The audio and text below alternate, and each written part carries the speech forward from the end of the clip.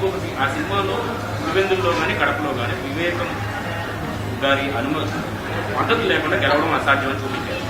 మరి షర్మిల గారు పోటీ చేస్తారు, తండ్రి గారి బాధ్యత ఏమైనా తీసుకుంటారు?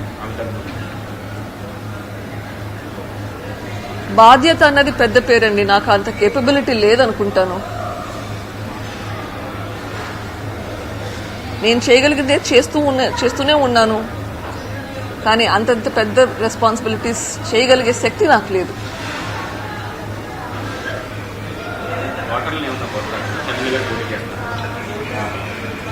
షర్మిల నా చెల్లెలు.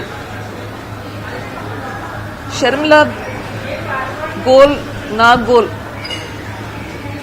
చూస్తే both are goals are the same. మా పోరాటం రిజల్ట్ ఇప్పటికైతే సేమ్ ఉంది. దీనికంటే నా పోరాటం ఇంకా ఎక్కువ ఉంది. ఇప్పట్లో ఒక స్టెప్ మాత్రమే ఈ గవర్నమెంట్ పోవాలని చెప్పి నా పోరాటం ఇంకా పైన ఉంటుంది.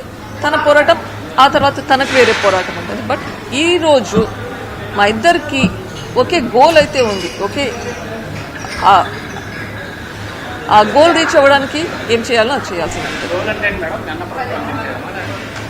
ఇప్పటికీ గోల్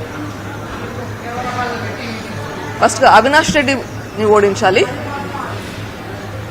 వీలైతే జగన్ అన్నను ఓడించాలి, వైఎస్ఆర్సీపీ రాకూడదు.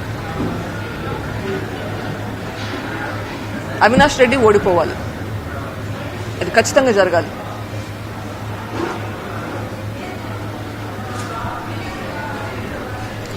ఒకసారి అక్యూజ్డ్ అయి కన్విక్షన్ వస్తే రూల్ ప్రకారం 6 సంవత్సరాలు కంటెస్ట్ చేయలేరు ఎలక్షన్స్ లో. ఇక్కడ ట్రయల్కే రాకుండా డిలే చేసుకుంటూ పోతుంటే అక్యూజ్డ్ కి కన్విక్షన్ వస్తుంది. ఎప్పుడు వస్తుంది? ఆ కన్విక్షన్ వచ్చాక కంటెస్ట్ చేయలేని పరిస్థితి. సో ఇది సిస్టమ్స్ తో ఆడుకున్నట్లు కాదా? అక్యూజ్డ్ అని తెలుసు, కన్విక్షన్ రాదు, కానీ పోటీ చేయగలుగుతాడు. రైట్? సో మనం సిస్టమ్స్ అన్ని డిలే చేసుకుంటూ పోతే, ట్రయల్స్ డిలే అవుతూ ఉంటే మళ్ళీ గెలుచుకుంటూనే పోవాలనా? అది తప్పు. న్యాయపరంగా కూడా తప్పే కదా.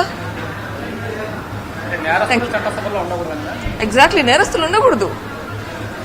తప్పించుకుంటూ పోతూ ఉంటే అట్లే ఇంకోసారి గెలుస్తారు, ఇంకోసారి ఎలక్షన్లో గెలుస్తారు. సిస్టమ్స్ ని వాడుకుంటుంటారు వాళ్ళ ప్రయోజనాల కోసం వాళ్ళే.